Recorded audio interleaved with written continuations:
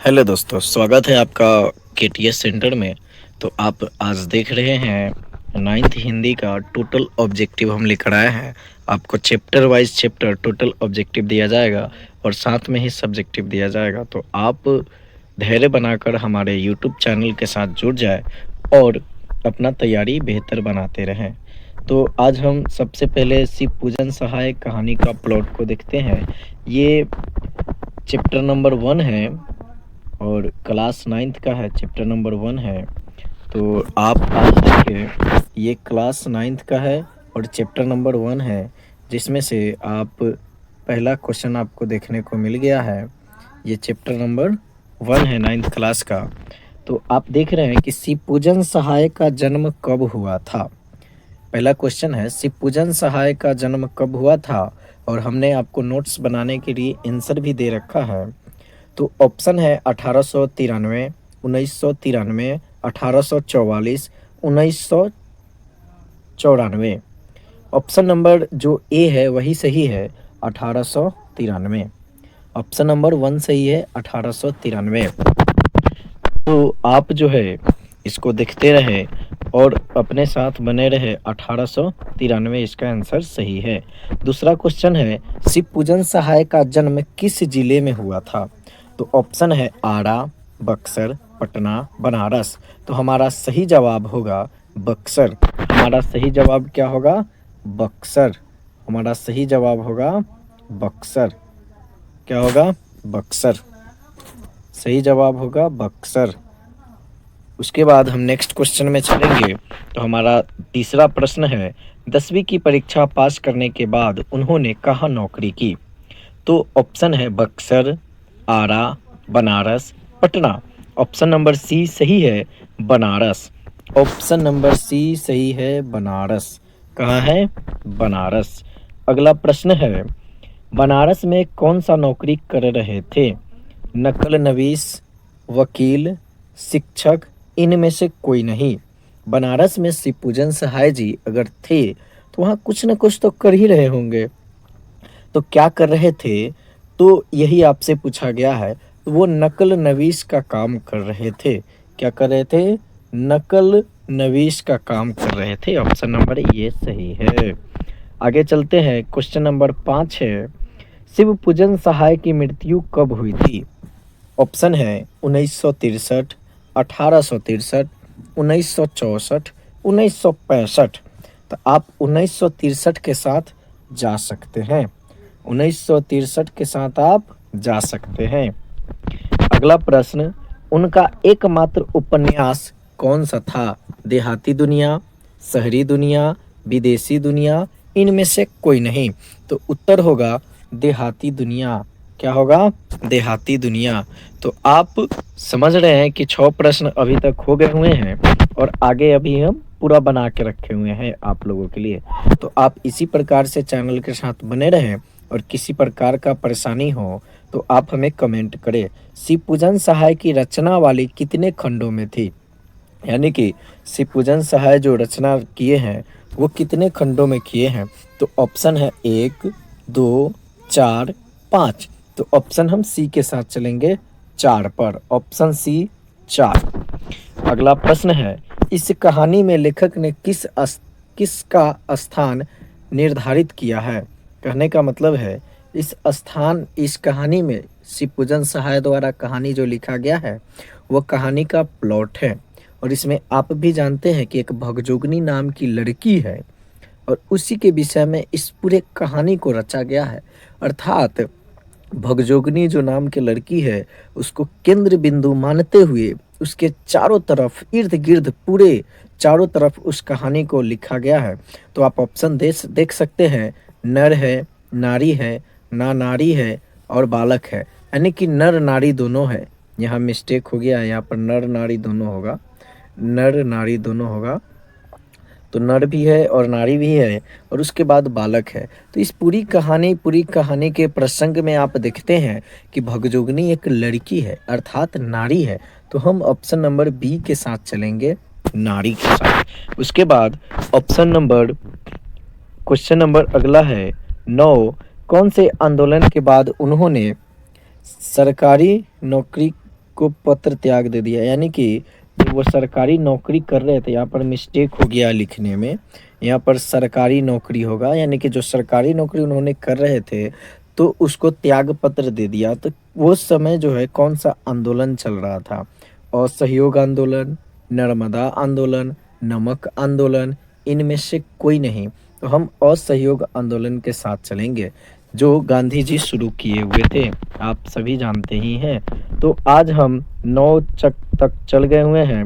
अब 10 number objective देखते हैं। शिवपूजन सहाय अपने समय के कैसे व्यक्ति थे?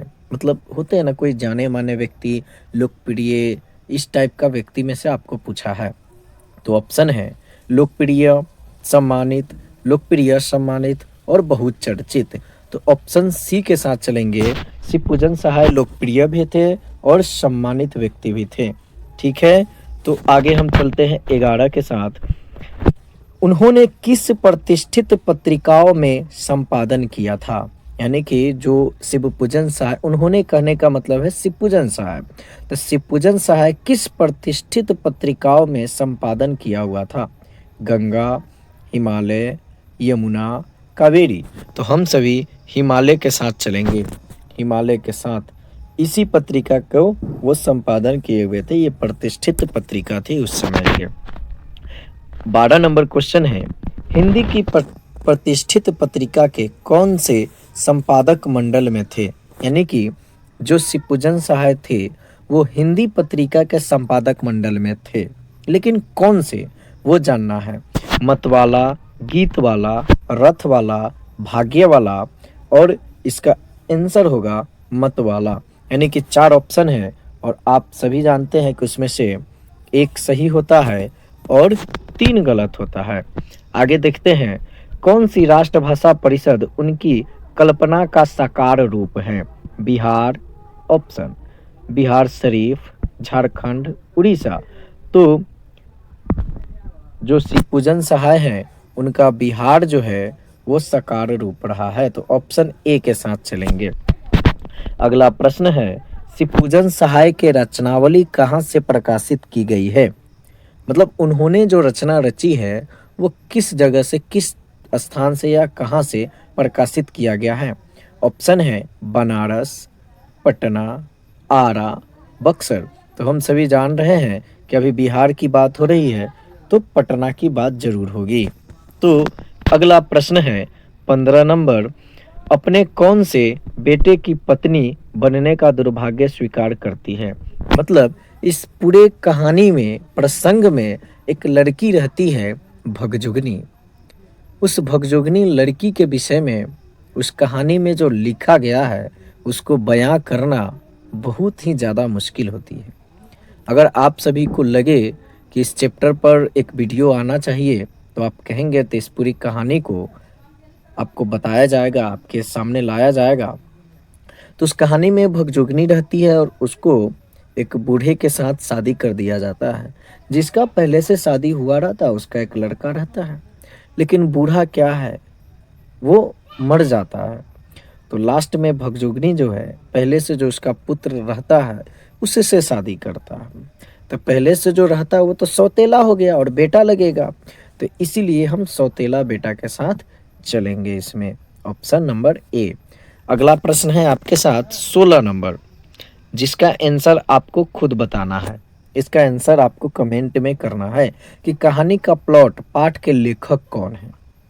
16 नंबर प्रश्न है, इसको आपको खुद से करके लाना है कि कहानी का प्लॉट, पाठ के लेखक कौन सा है, और आपको कमेंट करना है कि इसमें से option number A, B, C, D में ए में है शिवपूजन सहाय, बी में है हजारी प्रसाद, सी में विष्णु शर्मा और डी में मोहन सहाय।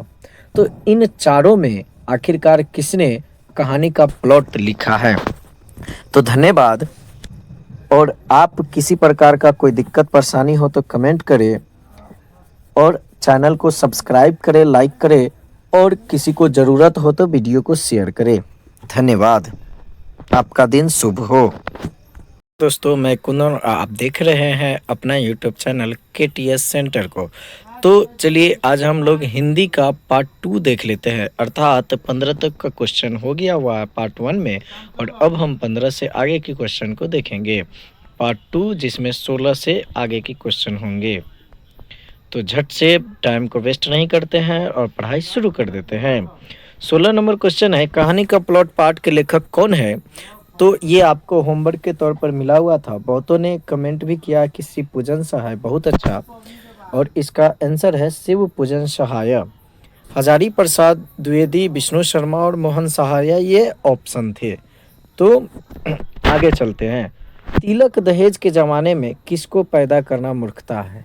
अगर आपने इस कहानी को पढ़ा है या सुना है तो आप देख सकते हैं इस पूरे कहानी में कि जब मुंशी जी जो थे, जब जवानी में थे, युवा थे, तब क्या हुआ कि जब उनके भाई थे, दरोगा थे, तब इनको जो भी हुए, जो भी संतान हुए, वो सभी के सभी लड़के थे। लेकिन जब दरोगा जी की मृत्यु हो गई और जब ये बुढ़ारी में चल गए, इनको थोड़ा सा भी अंदाज़ा नहीं था कि संतान की उत्पत्ति भी हो सकती है, तब जाकर जो है एक लड़की पैदा होती है। तो इसीलिए कहा जाता है, इस कहानी में कहा गया भी है कि अमीरी की कब्र पर पनपी हुई गरीबी बड़ी ही जहरीली होती है। इसी कहानी की लाइनिंग है, अमीरी की कब्र पर पनपी हुई गरीबी बहुत ही जहरीली होती है। तो इसमें देख लेते हैं, तिलक दहेज के ज़माने में किसको पैदा करना मूर्खता है? तो लड़की को पैदा करना मूर्खता का काम है इस कहानी के हिसाब से। अगला प्रश्न है, मुंशी जी की पुत्री का क्या नाम था? क्या प्रश्न है? मुंशी जी की पुत्री का क्या नाम था? तो भगजोगनी नाम था। क्या नाम था? भगजोगनी नाम था। बहुत अच्छा।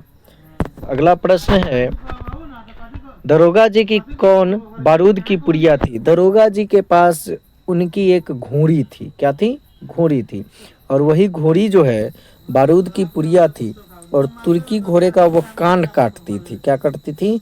कान काटती थी। तो उस कहानी में घोड़ी जो बारूद की पुड़िया है वो घोड़ी है।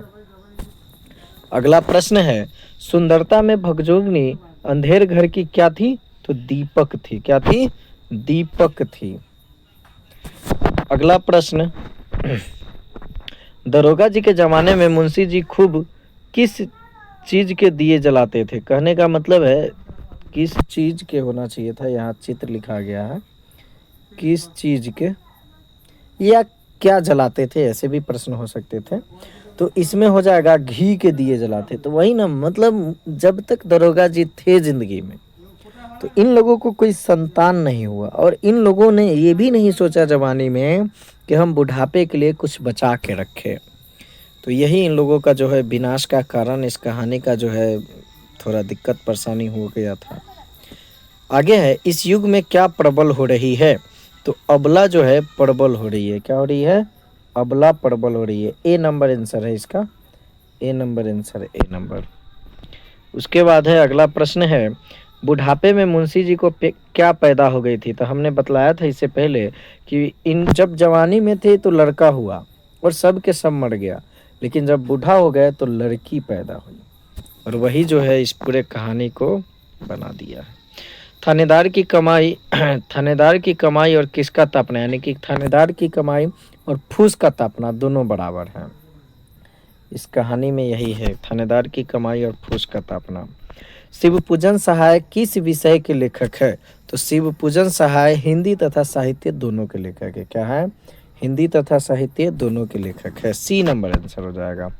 तिलक दहेज क्रूरता का शिकार कौन हुआ? तो भगजोगनी हुई। अब आप बोलिएगा कि कैसे हो गई? तो देखिए, भगजोगनी एक ऐसी लड़की थी जिसको अंधेरा में भी अगर रख दिया जाए तो ऐसा लगता था कि कोई दीपक जल रहा हो, और इस लड़की से किसी ने शादी नहीं किया। क्यों? क्योंकि दहेज इसने नहीं दिया। इसके पिताजी के पास इतने पैसे नहीं थे कि दहेज दे सकते थे, इसलिए इस लड़की को एक बूढ़े के संग बांध दिया जाता है, और इस लड़की के जो पिता होते हैं वो अपना छुटकारा किसी प्रकार से पा लेते हैं। तो पूरे कहानी के प्रसंग में जो है भगजुगनी के साथ जो भी हुआ है बहुत ही गलत हुआ है। देखिए, हम मानते हैं कि इस कहानी में गलती जो है उनके पिता किए हैं कि जब युवा थे तो उन्होंने बहुत मौज मस्ती किए, लेकिन आप ज़रा सोच के देखिए, उस लड़की का क्या गलती है कि जन्म हुआ उसकी माँ मर गई और वो गरीबी की इतना दरिंदगी में पीसी गई। क्या अंदाज़ा लगाया जा सकता है? अगला प्रश्न है, कहानी का प्लॉट शीर्षक पाठ गद्य की कौन सी विद्या है? तो ये जो कहानी का प्लॉट है ना, ये कहानी है। क्या है? कहानी है। आप इसको देखिए ना, कहानी का प्लॉट मतलब एक बड़े से कहानी का एक हिस्सा है। क्या है? बड़े से कहानी का एक हिस्सा। मुंशी जी के बड़े भाई किस पद पर कार्य थे? तो किरानी के पद पर नहीं थे, शिक्षक भी नहीं थे, दरोगा के पद पर थे। क्या थे? दरोगा के पद पर थे। बी नंबर आंसर होगा इसमें। सी ऊपर है लेकिन बी नीचे है, तो बी नंबर आंसर ही होगा, दरोगा के पद पर थे। कुछ लोगों के कथानुसार गरीब घर की लड़की कैसी होती है? कुछ लोगों का कहना है कि गरीब घर की जो लड़की होती है वो चटोर और कंजूस होती है। कैसी होती है? चटोर और कंजूस। अंत में भगजोगिनी किसकी पत्नी बनकर जीती है? तो ऑप्शन है गरीब किसान की, अपने सौतेले पुत्र की, एक बूढ़े धनवान की और एक मालदार की। तो अंत में इसमें ये नहीं पूछा है कि किसके साथ शादी होता है, ये कहा है कि अंत में, तो अंत में अपने सौतेले पुत्र के साथ उसको विवाह करना पड़ता है। ये समाज के लिए बहुत ही निंदनीय बात है। भगजोगिनी का सौंदर्य किसका स्वर्गीय धन बना हुआ था? तो इसमें है उसके वर्तमान युवक पति का, यानी कि जब भगजोगिनी का विवाह हुआ था तो बूढ़ा के साथ हुआ था और इसका जो भी रूप था, सौंदर्य था, वो इसके वर्तमान जो पति हुए युवक थे उनके साथ होता है। दरोगा किसकी मोहब्बत से दरोगा के पद पर ही रह गए? तो दरोगा जी के पास तो कोई था नहीं, लेकिन उनकी एक घोड़ी थी। क्या थी? घोड़ी, जिसके वजह से उनका प्रमोशन नहीं हो सका और वो दरोगा के दरोगे रह गए। मुंशी जी ने क्या बेचकर दरोगा जी का श्राद्ध किया? तो घोड़ी थी। कब से बता रहा है कि घोड़ी थी, तो कीमती घोड़ी तुर्की घोड़ी हो जाएगा। घोड़ी को बेचकर उन्होंने श्राद्ध किया था। मुंशी जी की किस्मत पर कैसी मार पड़ी? ओहो, बड़ा बड़ा दोहरी मार पड़ी थी।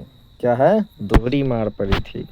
भाई दरोगा जी की मृत्यु के बाद मुंशी जी किसको वर्णान्वित है? यानी कि भाई दरोगा जी की मृत्यु के बाद मुंशी जी किसको वर्ण अतीत है? कहने का मतलब है कि मुंशी जी के, दरोगा जी के मर जाने के बाद मुंशी जी के साथ क्या होता है? मुंशी जी के साथ क्या होता है? कहने का मतलब उनका क्या हाल होता है? वो कहते हैं ना, वही वाली बात। तो यहाँ पर जो है वो गरीबी की दरिंदगी में पिसा जाते हैं। तो इस प्रकार से ऑब्जेक्टिव क्वेश्चन समाप्त हो गया हुआ है और यहाँ पर सभी सब्जेक्टिव प्रश्न हैं। तो आप लोग अगर YouTube चैनल को सब्सक्राइब करते हैं तो आपको टेंशन लेने की ज़रूरत नहीं है। आपको सभी प्रश्न जो है यहाँ पर कराए जाएंगे। सभी के सभी प्रश्न आप देख रहे हैं, सभी प्रश्न कराए जाएंगे। तो थैंक्स फॉर वाचिंग। आप मस्त रहे और पढ़ाई करते रहें और अपने लाइफ को जीते रहें और अपना एक उद्देश्य ज़रूर बनाएं कि मुझे क्या करना है। थैंक यू, धन्यवाद। दोस्तों, मैं कुंदन और आप देख रहे हैं अपना यूट्यूब चैनल KTS सेंटर को। तो आज हम लोग हिंदी का 9th चैप्टर का सब्जेक्टिव 1 का देखेंगे, जो 1 नंबर चैप्टर है। तो इसमें सब्जेक्टिव क्वेश्चन को आज हम लोग हल करेंगे और देखेंगे कि किस हिसाब से है। लेखक ने ऐसा क्यों कहा है कि कहानी लिखने योग्य प्रतिभा भी मुझ में नहीं है, जबकि ये कहानी श्रेष्ठ कहानियों में एक है? सबसे पहला क्वेश्चन है, देखिए, लेखक को अपनी बड़ाई खुद करने में विश्वास नहीं है, क्योंकि लेखक को कला मर्मज्ञ होना चाहिए और यहाँ लेखक कलाविद भी नहीं है। हम सभी जानते हैं कि जो अपनी बड़ाई करते हैं उसको क्या बोला जाता है? तो अपने मुँह मियाँ मिट्ठू बोले। इसका सिंपल मतलब है कि लेखक नहीं चाहते हैं कि हमने जो कहानी लिखी है उसके विषय में हम खुद से बड़ाई करें कि मैंने बहुत अच्छी कहानी लिखी है। तो इसीलिए लेखक कहते हैं कि कहानी लिखने योग्य भी प्रतिभा मुझ में नहीं है। तो अगला क्वेश्चन है, लेखक ने भगजोगिनी नाम ही क्यों रखा? तो इसका सिंपल आंसर क्या है कि ये जो कहानी है ग्रामीण परिवेश की है। तो इसका उत्तर है यह कहानी ग्रामीण परिवेश की कहानी है और उसमें लेखक को देहाती नाम अच्छा लग रहा था, इसलिए लेखक ने भगजोगिनी का नाम भगजोगिनी रखा था। अगला प्रश्न है कि मुंशी जी के बड़े भाई क्या थे? मुंशी जी के बड़े भाई पुलिस दरोगा थे। 4 नंबर क्वेश्चन है, दरोगा की तरक्की रुकने की क्या वजह थी? तो हम सभी जान रहे हैं कि मुंशी जी के बड़े भाई जो थे वो पुलिस दरोगा थे और उनकी तरक्की रुकने की सबसे बड़ी वजह ये थी कि उनके पास एक घोड़ी थी जो तुर्की घोड़े की भी कान काटती थी और वो बारूद की पुड़िया थी। यही एक रीज़न है कि उनकी जो तरक्की है वो रुक गई हुई थी। आपसे भी इसको नोट्स के तौर पर बना ले। इसमें सिंपल आंसर है कि दरोगा जी को एक घोड़ी थी और बहुत कम कीमत की, मगर वह तुर्की घोड़े के कान काटती थी और उस पर जो अंग्रेज लोग थे वो दांत गड़ाए हुए थे और यही एक रीज़न है और इसी वजह से उनकी तरक्की रुक गई। किस वजह से? घोड़ी को नहीं बेचने की वजह से। अगला प्रश्न है कि मुंशी जी अपने बड़े भाई से कैसे उत्तीर्ण हुए? तो एक गोरे अफसर के हाथ अच्छी खासी रकम पर घोड़े को बेचकर और मुंशी जी जो है अपने भाई की श्राद्ध क्रियाक्रम को करके अपने बड़े भाई से उत्तीर्ण हुए। क्वेश्चन नंबर 6 है, थानेदार की कमाई और फूस का तापना दोनों बराबर है, लेखक ने ऐसा क्यों कहा है? तो थानेदार की कमाई और फूस का तापना दोनों बराबर है, इसमें बहुत शॉर्ट आंसर है, हम बोल देते हैं, आप बड़ा आंसर लिख लें। थानेदार की कमाई और फूस का तापना दोनों बराबर है क्योंकि अब आप जब देख रहे थे तो जब दरोगा जी अपने ज़िंदगी में थे तब जो मुंशी जी थे और दरोगा जी सभी खूब जलसा किया करते थे, नौतनी भी उतारा करते थे और बटेर चपाटिया इत्र जो है पूरा माला करते थे देह में और उनका ही पावर चला करता था उनके गांव में। तो इसीलिए जब ये लोग दरोगा जी मर गए और उनको एक बेटी जन्म लिया तो इनकी सारी अमीरी जो है घुसड़ गई और यही एक रीज़न है कि दरोगा जी जो है कुछ बचा के नहीं गए, सबको सब तो लुटाइए दिए हुए थे। तो मुंशी जी और दरोगा जी का ये हालात रहा तो लोगों ने कहा कि थानेदार की कमाई और फूस का तापना दोनों बराबर है। मेरी लेखनी में इतना जोर नहीं, लेखक ने ऐसे क्यों कहा है? देखिए, भगजोगनी के रूप में लावण्य का वर्णन करने में लेखक सारी उपमाओं के बाद भी असमर्थ पाते हैं। लेकिन भगजोगनी उस कहानी में, भगजोगनी वाली जो कहानी है, हम लोगों के सामने उसकी सच्चाई पेश नहीं की गई है। उसमें बहुत सारे चीज़ों को छोड़ दिया गया है और तब वो कहानी जो है इतना निर्मम घटना है, इतना मतलब बेकार लगता है। कहानी सीख अच्छी है लेकिन कहानी ठीक नहीं है, मतलब जिस जगह का है उस जगह को ठीक नहीं है। तो इसीलिए कहते हैं कि असमर्थ पाते हैं और उसने कहा है कि मेरी लिखने में इतना जोर नहीं है, इसका सटीक वर्णन मैं कर सकूं। भगजोगनी का सौंदर्य क्यों नहीं खिल सका? तो भगजोगनी एक अनाथ बच्ची थी। जब उसका जन्म हुआ था तो उसकी माता जो है उसे छोड़कर चली गई थी और इस भगजोगनी का जन्म तब हुआ था जब दरोगा जी भी नहीं थे, अर्थात भगजोगनी का नसीब ही खराब था। तो भगजोगनी अनाथ बच्ची थी, गरीबी की चक्की में इतनी पिस गई थी कि उसे और बातों के अलावा 2 जून खाना भी नसीब नहीं था और इसी प्रकार से उसका नसीब जो है कैसे खिल सकता था, उसका सौंदर्य कैसे खिल सकता था। अगला प्रश्न है, मुंशी जी गल फांसी लगाकर क्यों मरना चाहते थे? क्या प्रश्न है? मुंशी जी गल फांसी लगाकर क्यों मरना चाहते थे? इसका सिंपल उत्तर है कि भगजोगनी की दशा को देखकर, अपनी गरीबी पर तरस खाकर, बदहाली की जिंदगी जीने से मजबूर होकर जो मुंशी जी है वो गल फांसी लगाना चाहते थे। देखिए, इसमें आप इस उत्तर को चेंज करके लिख सकते थे कि जब भगजोगनी बाहर से घूम के आती थी उसको कोई 1 जून खाना नहीं देता था, एक मुट्ठी कुछ खाना नहीं देता था, बेचारी 2 दिन 4 दिन 5 दिन से भूखे रहा करती थी।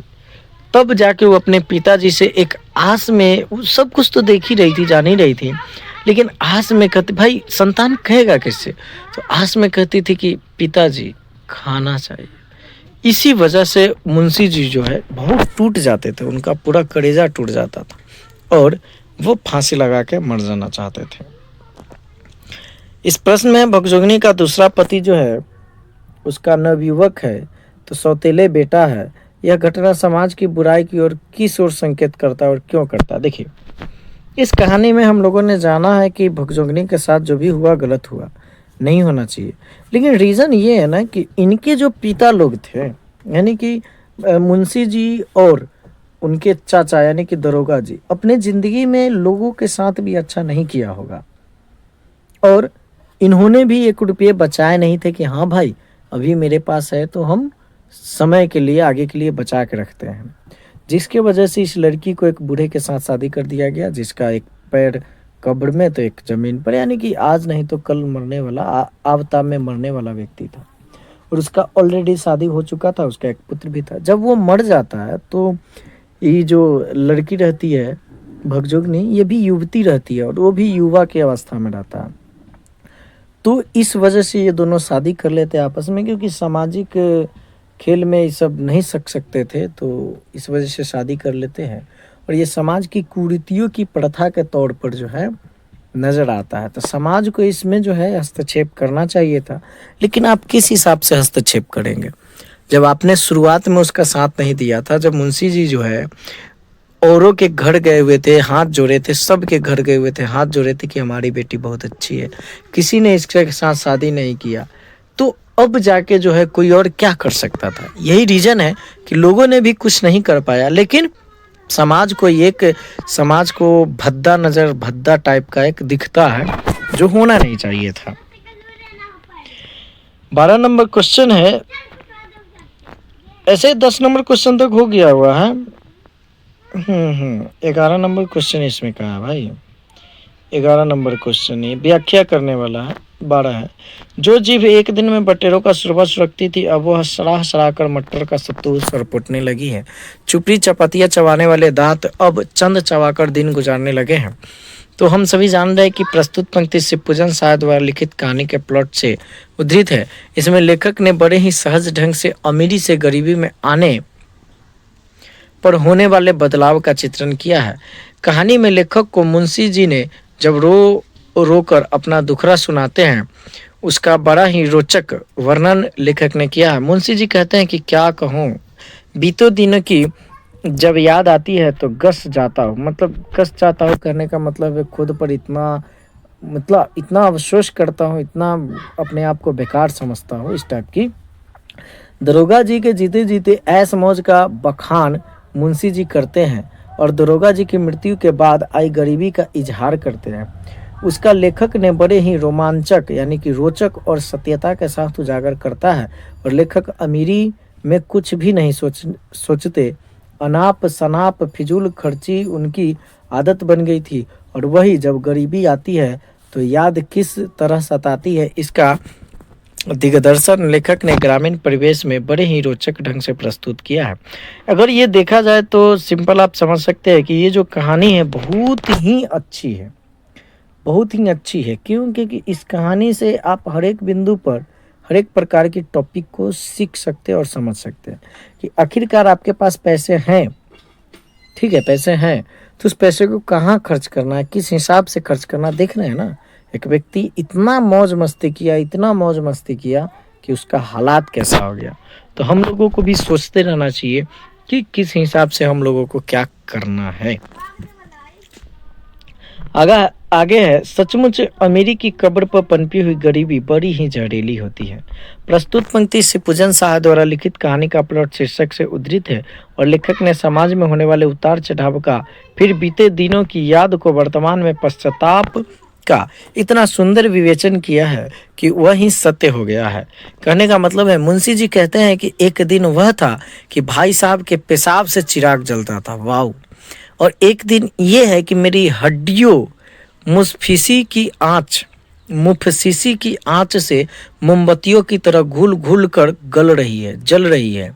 बड़ा अफसोस होता है, लेकिन सच ही कहा गया है कि अमीरी के कब्र पर पनपी हुई गरीबी बड़ी ही जहरीली होती है। मार्मिकता से इसका वर्णन किया है और अत्यंत ही संवेदना मुक्त है।